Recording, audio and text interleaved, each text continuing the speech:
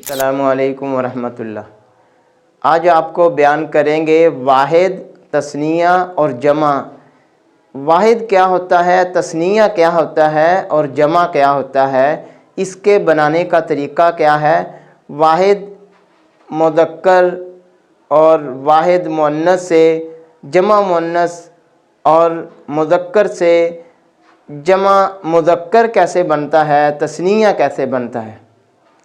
تو ایک فرد پہ جو چیز جو ایک ذات پہ دلالت کرے اس کو کہتے ہیں واحد، جو دو پہ دلالت کرے اسے کہتے ہیں تثنیہ، جو تین پہ دلالت کریں اسے کہتے ہیں جمع۔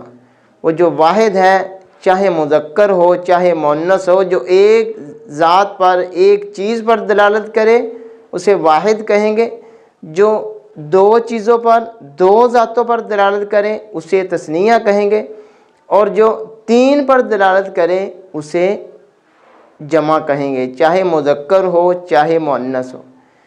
تو تثنیہ بنانے کا چاہے مذکر ہو چاہے مؤنث ہو ایک ہی قاعدہ ہے، واحد کے آگے الف نون لگانے سے وہ تثنیہ بن جاتا ہے۔ اور تثنیہ کی تین صورتیں بنتی ہیں، ایک حقیقی صورت، ایک صوری صورت اور ایک ہے معنوی صورت۔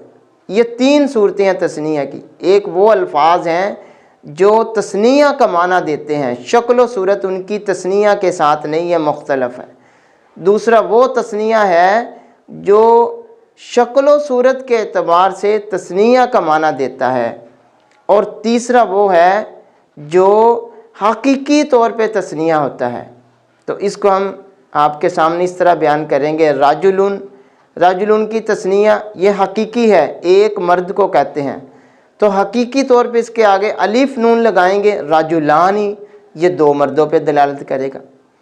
اور ایک وہ تثنیہ ہوتا ہے جو صورت، شکل و صورت کے اعتبار سے تثنیہ ہوتا ہے، اس کا واحد نہیں آتا، اس کے آخر میں الف نون آتا ہے، جیسے اثنانی، اثنتانی، دو کو کہتے ہیں، لیکن اس کا واحد علیحدہ لفظ ہے، اس کا نام، اس کو کہتے ہیں واحد۔ تو تثنیہ اور واحد میں مختلف ہے، شکل کے طور پہ یہ الف اور نون کے ساتھ ہے تو دو کو کہتے ہیں اثنتانی اور اثنانی۔ اور تیسرا ہے معنوی طور پہ تثنیہ، جو معنی دیتا ہے تثنیہ کا لیکن اس کی شکل اور صورت مختلف ہوتی ہے، وہ ہے کلا اور کلتا۔ ایسے ہی جمع اگر بنانا ہے، جمع مذکر، تو اس کے آخر میں عام طور پہ واو اور نون لگاتے ہیں، یہ جمع بن جاتا ہے، واو نون لگانے سے جمع بن جائے گا۔ اور اگر اس کی شکل چینج ہو تو وہ یا نون لگانے سے بھی جمع بن جاتا ہے، لیکن اس کا استعمال کم ہے۔ یا اور نون واحد کے آخر میں لگائیں گے تو وہ جمع بن جائے گا، جیسے مسلمون سے واو نون کے ساتھ مسلمون، اور یا نون لگائیں گے مسلمین، لیکن نون سے پہلے جو یا ہوگی اس سے پہلے کسرہ ہوگا۔ اور اسی طرح جیسے ہم نے کہا ہے مسلمون مسلمان تثنیہ ہے، تو اس میں بھی دوسری صورت جو ہے وہ تثنیہ کی یا اور نون کے ساتھ آتی ہے، لیکن یہاں یا سے پہلے فتح لگے گا، زبر لگے گی، مسلمینی، یہ بھی صورت کم استعمال ہوتی ہے۔ اور جمع میں یہ صورت ہوگی مسلمین، یا نون لگنے سے پہلے اس کے نیچے کسرہ ہوگی، اس سے پیچھے زیر ہوگی، اور تثنیہ میں ان سے پہلے یا نون سے پہلے فتح ہوگا، یہ ان دونوں کا فرق ہے۔ تو جمع کی بھی تین ہی صورتیں ہیں، صوری، حقیقی اور معنوی۔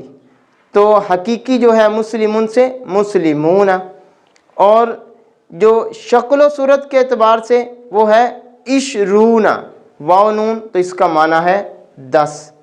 اور اسی طرح کچھ ایسے الفاظ ہیں جو جمع پہ دلالت کرتے ہیں، ان کا معنی جمع کا ہے لیکن شکل و صورت سے مختلف ہے، اس کے آخر میں واو نون نہیں آئے گا، جیسے اولو اور ذو، تو یہ جمع مذکر ہے۔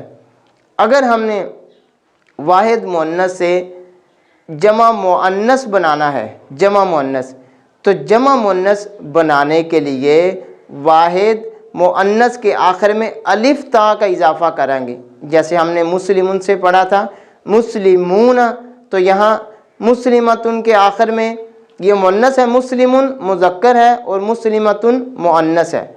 मुस्लिमुन के आखिर में वाव नून लगाएंगे, जमा मुज़क्कर बन जाएगा मुस्लिमूना, या नून लगाएंगे, जमा मुज़क्कर बन जाएगा मुस्लिमीना, और इसका मुस्लिमुन का मुअन्नस बनेगा मुस्लिमतुन, और मुअन्नस का हमने जमा मुअन्नस बनाना है मुस्लिमातुन।